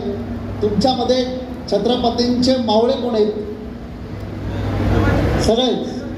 बरं, एक मावळा इकडे या. चला या लवकर, टाळ्या वाजवा जोरदार. कारण मी म्हटलं आता भाषण नको, डायरेक्ट प्रॅक्टिकल घेऊया. आपलं नाव काय सर? निलेश. निलेश, उजवी बाई अशी हे कर, उजवी बाई अशी हे कर. आता सिग्मंड फ्राइड असं म्हटला, बाह्य मनाने अंतर्मनाला, मनाचे 2 भागात विभाजन केले. मला मनावर बोलायला सांगितलं संयोजकांनी. तर कॉन्शियस माइंड, सबकॉन्शियस माइंड, बाह्य मन आणि अंतर्मन. सिग्मंड फ्राइडने एक सिद्धांत शोधून काढला. त्याने बघितलं, पूर्ण अभ्यास केला मनाचा आणि त्याने हा सिद्धांत शोधून काढला. इंद्रजितजी, बाह्यमन हा अल्लाउद्दीन आहे, कॉन्शियस माइंड, आणि अंतर्मन सबकॉन्शियस माइंड जिनी आहे, जिनी. अल्लाउद्दीन जिनीला काय म्हणतो? तो जिनी करतो का नाही? अल्लाउद्दीन जे म्हणतो तर जिनी करतो का नाही? जिनी काय म्हणतो? जो हुकुम मेरे तू बोला और मैं काम करने चला. Is it right friends? मग आता तुमचं नाव काय म्हटले? निलेश पाटील. निलेश पाटील यांचा उजवा हात आपल्याला बधीर करायचा आहे. बधीर. एकाला मृत्यूदंड द्यायचा होता, त्याला असं बांधलं. अमेरिकेतली घटना. त्याच्या समोर पिसळलेल्या कुत्र्याला विषारी इंजेक्शन मारला, ते तडफडून मेला. त्याला मारायचंच होतं, रिसर्च चालू होता. बॅक बेंचर आवाज येतोय? Very good. तर त्याने बघितला, कुत्र्याचा कार्यक्रम झाला. मग या बापूला ग्लुकोजचं इंजेक्शन मारलं, ग्लुकोजचं. आणि ग्लुकोजचं इंजेक्शन मारल्यानंतर 3 तासाने हा मृत्युमुखी पडला. पोस्टमार्टम मध्ये विष आला.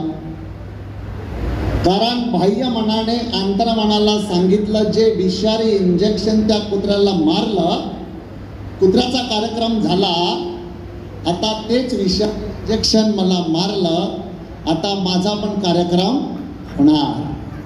मग मित्रांनो, आता पाटील साहेबांचा उजवा हात आपल्याला बधीर करायचा. मग पाटील साहेब, तुम्हाला मी इथं या पाठीमागे असं या, इथं हवे होते तर तिथं टच करून थांबलं असतं. दिसतायत पाटील सगळ्यांना?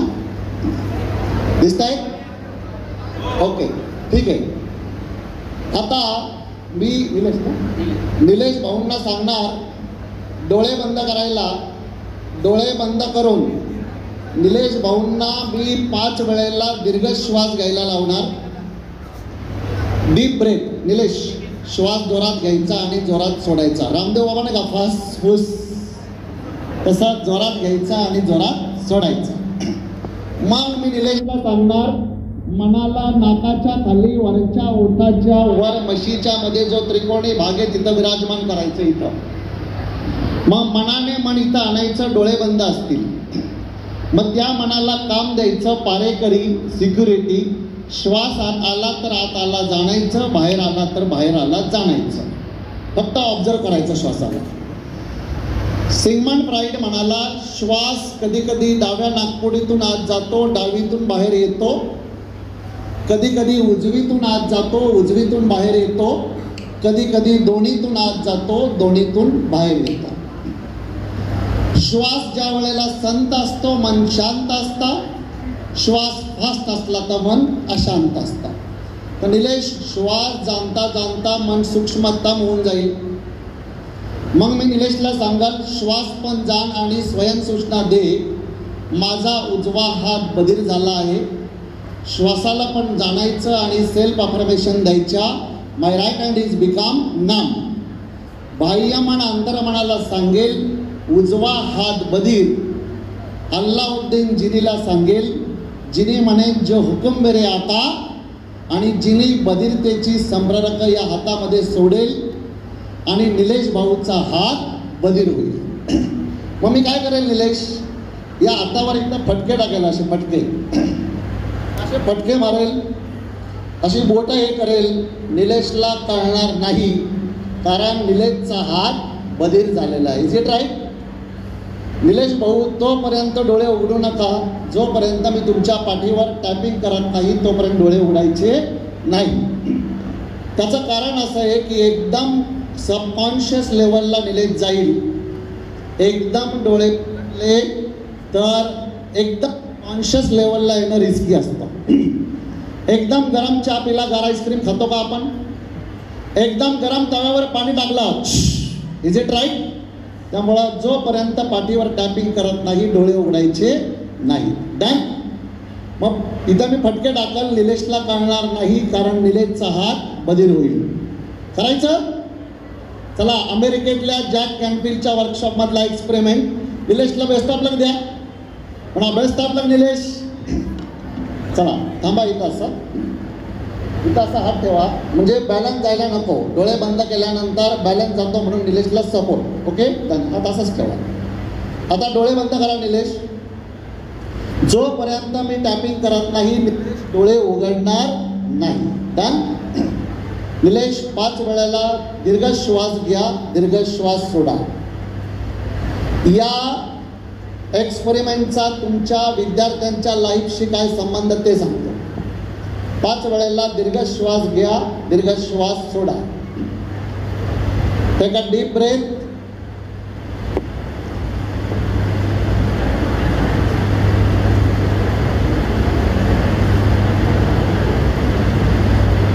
अजून घ्या. Pin drop silence require here.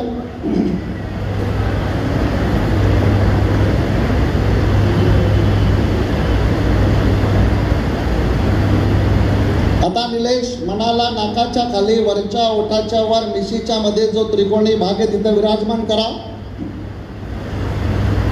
त्या मनाला काम द्या. श्वास आत आला तर आत आला, बाहेर आला तर बाहेर आला. श्वास कळत नसेल 2-4 श्वास थोडे जोराने घ्या. आतल्या मांसल भागाला स्पर्श झाला की कळेल डावीतून येतोय, डावीतूनच जातोय, किंवा उजवीतून येतोय, उजवीतून जातोय, किंवा दोन्हीतून येतोय, दोन्हीतून जातोय. आया सास तो आया सास, गया सास तो गया सास. Go deep deep and deeper. खूप छान पद्धतीनं निलेश डेप्थ मध्ये चाललेला आहे. Deep deep and deeper. श्वास जाणता जाणता मन सूक्ष्मतम होईल. आता निलेश श्वास पण जाणत राहा आणि श्वास जाणता जाणता सेल्फ अफर्मेशन देत राहा. माझा उजवा हात बधीर झाला आहे. श्वास जाणायचा, अफर्मेशन द्यायची. माय राईट हँड इज बिकम नाम. श्वास जाणायचा, अफर्मेशन द्यायची. सेल्फ अफर्मेशन, स्वयं सूचना. माझा उजवा हात बधीर झाला आहे. बाह्य मन अंतर्मनाला सांगेल, अल्लाउद्दीन जिनीला सांगेल, जिनी या हातामध्ये बधिरतेची संप्रेरक सोडेल. मी तर फटके टाकेल, निलेशला कळणार नाही कारण निलेशचा हात बधीर होत आहे. खूप छान पद्धतीनं डेप्थमध्ये चाललेले आहेत. Nilesh go deep deep and deeper. जोपर्यंत मी टॅपिंग करत नाही पाठीवर तोपर्यंत निलेश डोळे उघडू नकोस. जोपर्यंत मी टॅपिंग करत नाही तोपर्यंत निलेश डोळे उघडू नकोस. जोपर्यंत मी टॅपिंग करत नाही तोपर्यंत निलेश डोळे उघडू नको. Go deep deep and deeper. खूप छान पद्धतीनं चाललेलं आहे. Go deep deep and deeper. I am very proud of you. Go deep deep and deeper. श्वास जाणत म्हणत राहा, माझा उजवा हात बधीर झाला आहे. श्वास जाणत म्हणत राहा, माझा उजवा हात बधीर झाला आहे. श्वास जाणत म्हणत राहा, मी तर फटके टाकेल कळणार नाही म्हणत राहा, माझा उजवा हात बधीर झाला आहे. श्वास जाणत म्हणत राहा, माझा उजवा हात बधीर झाला आहे. Go deep deep. निलेश खूप छान पद्धतीने ध्यानात गेलेला आहे. भरपूर वेळ हात धरलेला आहे. आता कॉन्शियस लेवलला यायचं आहे बेटा. पहिल्यांदा तोंड उघडा, पूर्ण मला फॉलो करा. सावकाश डोळे उघडा, सावकाश डोळे उघडा. निलेशची खूप छान पद्धतीनं सबकॉन्शियसमध्ये गेलेलं आहे. हळूहळू बाहेर घ्या, हळूहळू बाहेर घ्या. सावकाश डोळे उघडायचे. 1 2 and 3. सावकाश. पूर्ण नाव सांगा निलेशजी. निलेश. आईचं नाव. Very good Nilesh. किती शिक्षण. BA. लोक ऐकते. BMBA. Okay, very good. आता काय करता. ज्युनियर इंजिनियर आहे महापालिकेत. कसं वाटलं. जन्मतारीख 5/1/92. बरं. कुठला वार आहे आज. आज शनिवार. डोळे उघडा ना, सावकाश डोळे उघडा. शनिवार. डोळे सावकाश उघडा. ओके, सावकाश सावकाश उघडा. उघडा सावकाश. कसं वाटलं. ध्यान केलं याच्यापूर्वी. ध्यान केलं का तुम्ही. बरेचदा केले. अरे वा. म्हणून डेप्थ मिळाली का. हो. कसं वाटलं. छान वाटलं. छान. काही त्रास झाला नाही. मस्त वाटलं का नाही. हो. ध्यान केल्यानंतर मन शांत होतं का निलेश भाऊ? सांगा पब्लिकला. नक्कीच शांत होतं. म्हणजे रोज ध्यान करायला पाहिजे का नाही? 100% करा. निलेश काही त्रास झाला का ध्यानामध्ये? नाही. निलेशला काही त्रास झालेला नाही. निलेश सगळ्यांना सांगा रोज 10 मिनिटं ध्यान करा. नक्कीच रोज 10 मिनिटं ध्यान केलं पाहिजे. ध्यान केल्यामुळं मन प्रसन्न होतं. मन प्रसन्न होतं. मला काही त्रास झाला नाही, छान वाटलं. मला काही त्रास झाला नाही, छान वाटलं. हो निलेश सर. हे बघा सुई मारली आहे त्याच्या हाताने.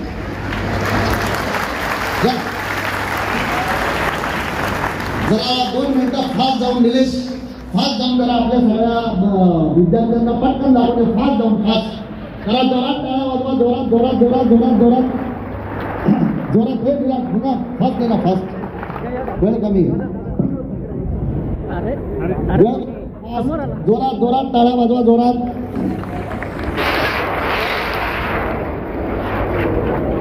टाळा टाळा वाजवा. जोरात.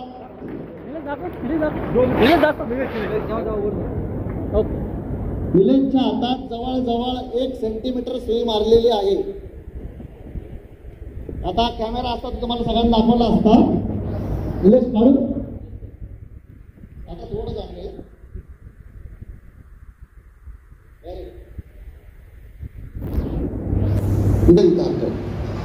बंधू भगिनींनो, कपडे शिवताना सुई टोचली तर चेहरा कसा होतो? बाजूला पोरगा असेल ते भाऊ तिकडा. बुटामध्ये भर आली तर पहिल्यांदा आपण भर काढतो आणि मग चालतो. Is it right? आता 1 सेंटीमीटर सुई मी आरपार मारली. निलेश भाऊला म्हणलं कसं वाटलं? तो म्हणतोय मस्त वाटलं. का? कारण निलेश भाऊ स्वयं सूचना देत होता, माझा उजवा हात बधीर झाला आहे.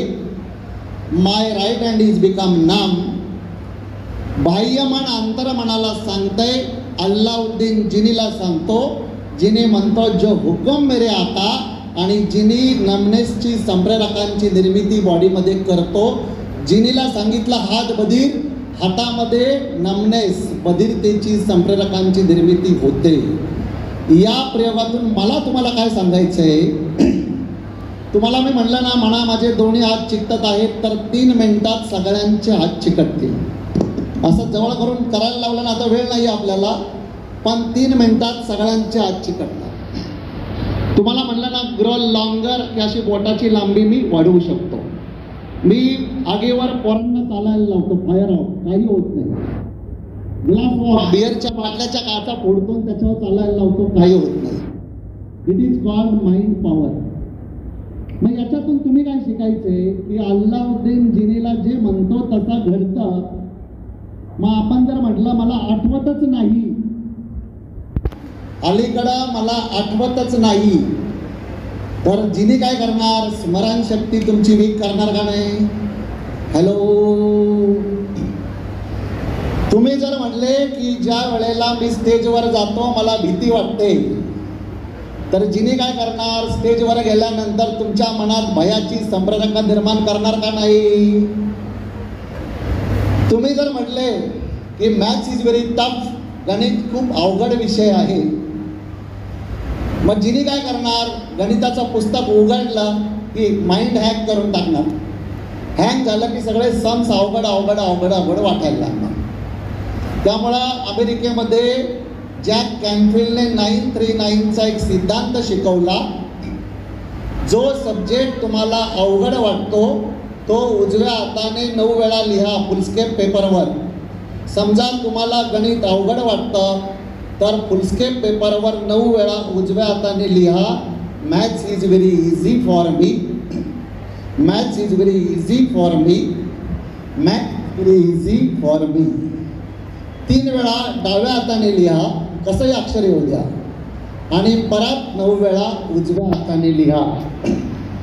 939चा सिद्धांत माइंडमध्ये स्ट्रॉंग बिलीफ तयार करतो, आणि जो सब्जेक्ट तुम्हाला अवघड वाटतो तो सब्जेक्ट ज्या वेळेला तुम्ही बुक उघडताल की सबकॉन्शियस माइंड पटापट काम करायला लागेल आणि तुम्हाला लक्षात येईल की अरे maths is very easy for me.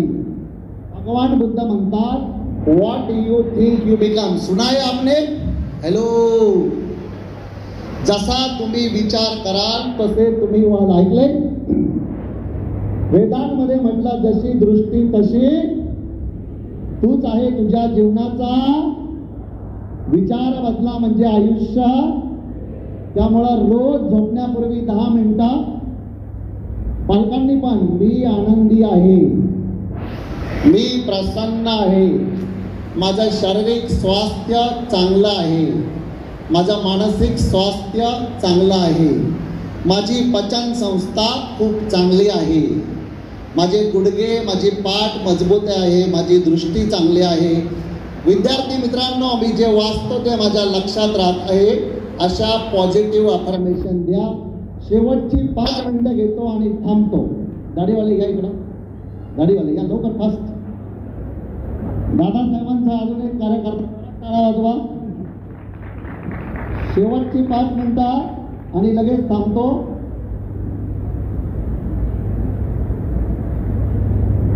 चला या इकडं, चला इकडे हे हातामध्ये पकडा, असं चिमटीमध्ये पकडा, चिमटीमध्ये. अरे एकदम बारीक नका असं पकडा. 5 मिनिटात संपवतो कारण वेळ खूप कमी आहे. मी तुम्हाला अगोदरच सांगितलं की कुणाच्याही मनात ऐकण्याची इच्छा नाही म्हणून मी प्रयोग दाखवतो. तुमचं नाव काय सर? मयूर. तर आता हा कापसाचा बोळा मी पेटवणार. हा बोळा पेटवल्यानंतर मयूर काय करणार? करणार आणि तोंडात टाकणार. त्याच्या माझ्या नाही त्याच्या. मग कापसाचा पेटता बोळा तोंडात टाकून तोंड बंद केला की नाकातून धूर बाहेर सोडणार.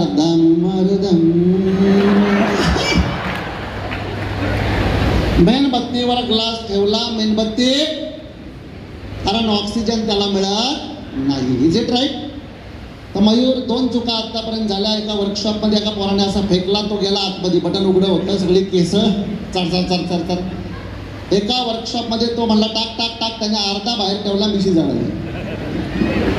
त्यामुळं पेटला की कर, तोंडात टाक आणि तोंड बंद कर. तोंड बंद करून नाकातून दूर सोडून टाक. डन? बेस्ट ऑफ लक द्या मयूरला, बेस्ट ऑफ लक द्या, best of luck, best of luck. पेटला ना, बाहेर पण कसं असतं, कसं तोंडात टाकून द्यायचं, तोंड बंद करायचं, तोंड उघडं ठेवून टाकायचं. चला डन. मी टाक म्हणलं टाक टाक. या हे दूर सोडतोय बघा. टाळ्या वाजवा, टाळ्या मयूरीसाठी. Very good. काय बघा दादांचे कार्यकर्ते कसे स्ट्रॉंग डेअरिंग बाज आहे बघा. मित्रांनो, पहिल्यांदा थोडी का होईना भीती वाटली. हॅलो, सिग्मंड फ्राईड म्हणाला, ज्या गोष्टीची तुम्हाला भीती वाटते ती गोष्ट तेवढी भयावह नसते.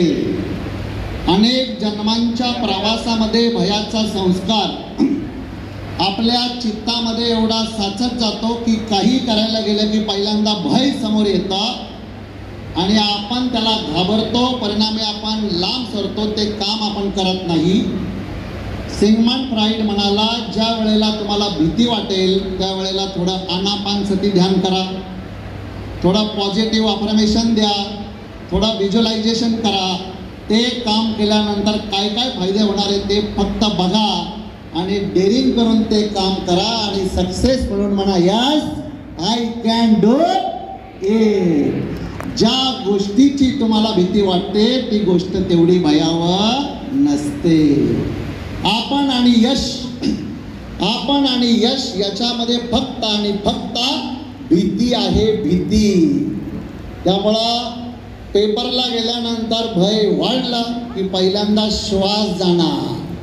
4-5 श्वास जाणले की ऑटोमॅटिक मन ताब्यात येईल. स्टेजवर गेल्यानंतर भीती वाटली की अफर्मेशन द्या, I am confident, I am confident, I am confident. Hello, भय तुमचा पळून जाईल. गब्बर सिंग ये कह गया जो डर गया. दाचकायचं नाही अजिबात. Is it right friends? तर आता शेवटची 3 मिनिटं राहिलेली आहेत. 3 मिनिटात जसं इंद्रजित देशमुख तुम्हाला म्हणाले मोगऱ्याला गुलाब बनवायला जाऊ नका, तर पालकांनो ते लक्षात ठेवा. लता मंगेशकरला बरखासारखा नाचता येणार, गौतम बुद्धाला युद्ध कर म्हणणं, लता दिदीला बरखासारखा नाचायला लावणं, बरखाला लता दिदी सारखं गायला लावणं, महात्मा गांधींना तलवार घे म्हणणं. बघा ना, महात्मा गांधी तलवार कधी घेऊ, म्हणजे चित्र पण कसं वाटेल आपल्याला, ते impossible. Is it right? Gautam बुद्धांना युद्ध कर म्हणणं मॅनेजमेंट फेल्युअर आहे. Is it right? त्यामुळं आपल्या मुलांचा बघा आणि त्यानुसार मुलांना त्या त्या क्षेत्रामध्ये प्रगती करण्यासाठी प्रोत्साहन द्या. करिअर निवडताना शेवटची 2 मिनिटं नीट ऐका. सार सांगतोय सार. आपल्या मुलाला काय आवडतं? 1 नंबर. 100 पैकी त्याला मार्क द्यायचे. फॉर एक्झाम्पल, माझं करिअर निवडतोय तर मी 100 पैकी 80 मार्क देईल. भाषण करायला मला आवडतं. दुसरं, जे आवडतं ते करता येतं का? यस, करता येतं. म्हणजे 100 पैकी 80 मार्क. एखाद्या मुलाला क्रिकेट आवडतं आणि त्याला खेळता येत नाही, फेल झाला, ते करिअर त्याचं नाही. तिसरं, मार्केटमध्ये व्हॅल्यू आहे का? आहे का नाही व्हॅल्यू भाषणाला? हॅलो हॅलो, आहे का नाही? भारतामध्ये नरेंद्र मोदींनी नुसतं म्हणलं ना, मेरे प्यारे भाई और बहिणो, सगळं हलतं का नाही? आता पुढे काय बोलतायत? बाळासाहेब ठाकरे जमलेल्या माझ्या तमाम बंधू आणि भगिनींना, महाराष्ट्र आलायचं का नाही? म्हणजे मार्केटमध्ये व्हॅल्यू आहे. 100 पैकी 80 मार्क. आणि लोक पैसे मोजायला तयार आहे का? यस, लोक पैसे मोजायला तयार आहेत मित्रांनो. मी Amazon, Tata motor, CEAT tyres, Ferrero, Exide battery, Wheels India, Hoerbiger, KSB pumps, Premier अशा मोठमोठ्या कंपन्यांमध्ये दिवसाची सेमिनार घेतो. 40-40 हजार रुपये पर डे मला देतात. मग काय आवडतं? 100 पैकी 80 मार्क. जे आवडतं ते करता येतं का? माझ्या बाबतीत सांगते, करता येतं. तुम्ही ते तुमच्या ह्याच्यात बसा. मार्केटमध्ये व्हॅल्यू आहे का? व्हॅल्यू आहे. आणि लोक पैसे मोजायला तयार आहे का? यस. आणि मग DMIT टेस्ट करा. DMIT test. फिंगरप्रिंटच्या आधारे आपल्या मुलांचा कल शोधण्याची एक कला आहे, जी आपला अमेरिकेमध्ये रिसर्च करून काढलेलं आहे. एक टेक्निक आहे DMIT टेस्ट. त्या टेस्टमध्ये पण तेच येईल. या 4 पॉईंटला ॲप्टिट्यूड टेस्ट करा आणि मग आपल्या मुलांचं करिअर निवडा. मित्रांनो, आज पुन्हा एकदा 7 समुद्रापलीकडे जाऊन बंधू आणि भगिनींनो म्हणणाऱ्या विवेकानंदांची गरज आहे. Is it right? घटनेचे शिल्पकार परमपूज्य डॉक्टर बाबासाहेब आंबेडकर पुन्हा एकदा पाहिजे. अन्यायाविरुद्ध लढणारे छत्रपती शिवाजी महाराज पुन्हा एकदा पाहिजे. शेतकऱ्यांची मुलं शिकली पाहिजेत, डॉक्टर इंजिनियर झाले पाहिजेत. म्हणून आपलं आयुष्य वेचणारे कर्मवीर भाऊराव पाटील पुन्हा एकदा पाहिजे. महात्मा फुले पाहिजे, जिजामाता पाहिजे, रमाई माता पाहिजे, सावित्रीमाई पाहिजे. आणि ही भारताची उणीव दूर करण्यासाठी दादा भुसे यांच्या मतदारसंघातील ही मुलं पुढे येतील आणि भारत महासत्ता करतील अशी आशा बाळगतो. पु ल देशपांडे म्हणायचे, वेदना आणि आनंद दोन्हीही फार चांगल्या बोलतात, पण वाक्याचं भाषण लांबलं की श्रोत्यांना ज्या वेदना होतात त्या फार चांगल्या बोलत नाही. म्हणून परत कधीतरी तुमची कार्यशाळा घेण्यासाठी तुम्हाला वाटतं का मी परत यावं? मग मी पुन्हा येईन, मी पुन्हा येईन, मी पुन्हा येईन. धन्यवाद. जय हिंद, जय महाराष्ट्र.